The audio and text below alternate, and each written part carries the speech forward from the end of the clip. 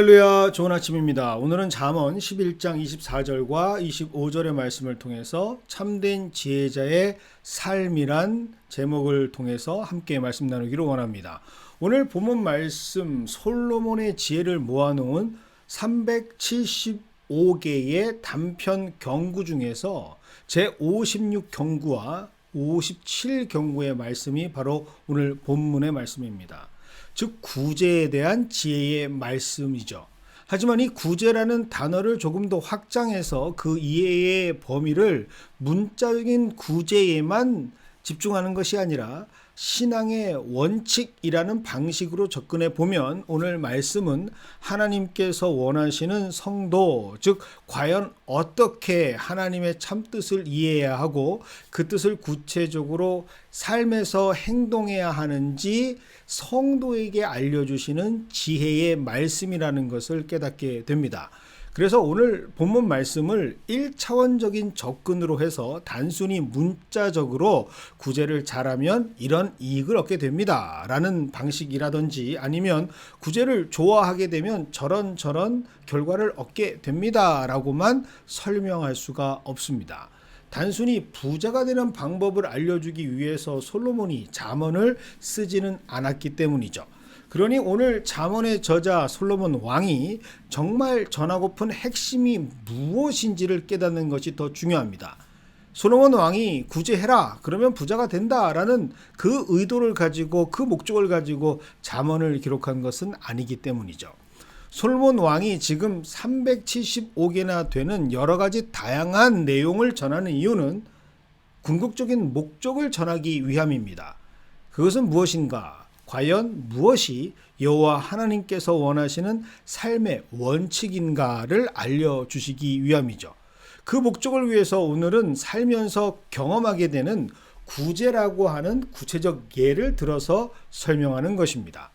그래서 오늘 우리는 말씀을 통해서 집중해야 하는 것이 있습니다. 구제를 하면 이렇게 부자가 된다. 구제를 하면 저렇게 복을 받는다. 라는 것을 뛰어넘는 우리에게 알려주시고픈 하나님의 뜻, 하나님 복의 원리, 바로 그 지혜를 발견하는 것이 바로 오늘 우리가 말씀을 보는 핵심이 되어야 하는 것이죠.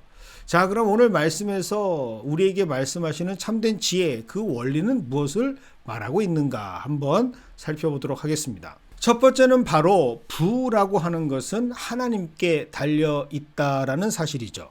오늘 본문을 보니 구제, 즉 나누고 베푸는 것을 설명하는 단어가 흩어라는 단어입니다. 어쩌면 이것은 뒤에 있는 단어 흩어 구제하여도 라고 하는 구절을 통해서 긍정적인 의미보다는 부정적인 의미로 이미 이해되는 상황처럼 들려집니다. 마치 여기도 도와주고 저기도 도와주고 그렇게 대책 없이 계획 없이 보여지는 오히려 낭비에 더 가까운 구제와 같다라는 뉘앙스로 흩어 구제하여도 라고 하는 구절이 기록된 것처럼 보입니다. 하지만 핵심은 뒤에 있죠. 그 핵심의 상황은 바로 이렇습니다. 낭비나 누수, 손해처럼 보이는 상황일지라도 그렇게 보일 수는 있겠지만 결코 그렇지 않다라는 사실이죠. 그 결과는 인간의 상식을 뛰어넘는 결과, 즉 더욱 부하게 될 수 있다라는 설명입니다. 즉 손해를 보는 것 같은데 결국에는 그것이 더 큰 결과로 보답되어질 수 있다라는 말씀이죠. 자, 그렇다면 이것은 어떤 하나님의 원리를 우리에게 알려주시는 것일까? 구제란 손해보는 것이 아니다라는 뜻입니다. 구제란 오히려 복을 받는 방법이다라는 뜻이죠. 이것을 아는 것이 바로 지혜라는 것을 오늘 하나님께서는 솔로몬을 통해서 우리에게 전하고 계십니다. 그것이 바로 하반절에 이것을 증명하는 예로 이 지혜를 모르는 사람들이 범하게 되는 오류를 기록한 이유죠. 그것이 바로 하반절에 기록된 사람들이 잘못 행하는 예로 기록한 과도하게 아끼는 것이라고 오늘 본문은 말합니다. 여기에서 우리가 집중해야 하는 것은 바로 부사 과도하게라는 것입니다. 주신 것을 아끼는 것, 즉 절약하는 것은 참 좋은 일이죠. 모든 것을 허락하신 하나님께서 보시기에도 굉장히 좋은 일입니다. 하지만 여기에서 그 선을 넘어버리는 순간이 되는 과도하게라고 하는 부사가 기록이 되는 것은 하나님께서 주신 것을 아끼고 관리하는 청지기의 자세가 이미 사라져버린 상태를 보여주는 것입니다. 즉, 이 과도하게라는 단어가 시작될 때부터 이미 그것은 하나님의 뜻이 사라져버린 인간의 욕심이 개입돼 버린 영역이 되어져 버렸기 때문이죠.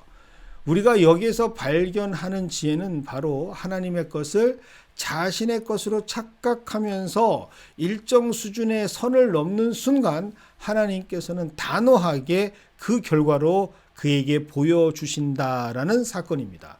그것이 바로 그가 가난하게 된다라는 것이죠. 그러니 부는 누구에게 달려져 있습니까? 바로 하나님에게 속하져 있는 것이다라는 것을 우리는 다시 한번 깨닫게 됩니다. 즉, 오늘 우리는 이 짧은 말씀 안에서 엄청난 재물에 대한 지혜를 발견할 수가 있습니다. 모든 우리 손에 주시는 재물은, 부는 하나님의 뜻에 합당하게 사용될 때 다시 그 손에 채워지는 복으로 찾아오지만, 우리에게 주신 재물이 나의 소유라고 착각을 하고 오해를 하고 하나님께서 정하신 그 선을 넘는 순간, 즉 하나님 뜻이 아닌 자신의 뜻으로 사용되는 순간, 그 이후에는 그 손에 절대로 다시는 채워지지 않는다라는 원리, 지혜입니다. 이것이 바로 하나님께서 우리가 오늘 깨닫기 원하시는 하나님의 원칙이죠. 즉 하나님께서는 어떤 자들에게 하나님 것을 맡기는가? 바로 이 지혜를 알고 있는 자, 하나님의 원칙을 알고 있는 자에게 허락하신다라고 하는 것을 직접 경험하고 깨달은 솔로몬 왕을 통해서 우리에게 선포하고 계시는 것이죠. 이것이 바로 참된 지혜다. 바로 이것이 하나님께서 원하시는 하나님의 원리이다. 하나님께서는 오늘 잠언이라는 수단을 통해서 하나님의 참된 지혜를 우리에게 알려주시고 있습니다. 그래서 이것을 깨달아 실천할 수 있는 참된 지혜자가 어떤 사람이 되는가라는 것을 25절에서 그 주인공으로 설명해 주시고 있습니다. 구제, 즉 하나님의 것을 하나님의 마음으로 나누고 함께하며 이웃을 위해 힘써 베푸는 그것을 좋아하는 자가 될 때 하나님께서는 그의 삶의 풍족으로 채워주신다라고 하는 사실이죠. 이것을 아는 것이 바로 참된 지혜자가 깨닫게 되는 삶의 원칙입니다. 그것이 이루어지는 삶이 단순히 구제를 행하는 삶이 아니라 그의 삶의 모든 것을 하나님의 질서대로 행할 수 있는 하나님의 속성을 닮아가는 나를 위한, 자기를 위한 존재가 아니라 타자를 위해 살아가는 삶의 사람이 될 때, 이것을 오늘 성경은 남을 윤택하게 하는 사람이라고 말하고, 이러한 삶의 주인공은 하나님께서 그도 윤택하게 하시겠다라고 하는 하나님의 질서를 선포하시며 알려주시는 것이죠. 그래서 오늘 본문에서는 이 상태를 능동태가 아닌 수동태, 즉 윤택하여 진다라는 말씀으로 기록하고 있습니다. 오늘 우리의 삶이 바로 이 지혜를 깨닫는 인생이 되기를 원하시면서 말입니다. 그래서 오늘 이 잠언을 통해서 하나님께서 주시는 참된 지혜는 우리가 구제라고 하는 아주 단편적인 사건을 경험하는 사람들이 되는 것이 아니라 인생의 참된 원리를 깨닫는 지혜자가 되기를 원하신다라는 귀한 하나님의 은혜를 누리시는 우리 모두가 되기를 원합니다.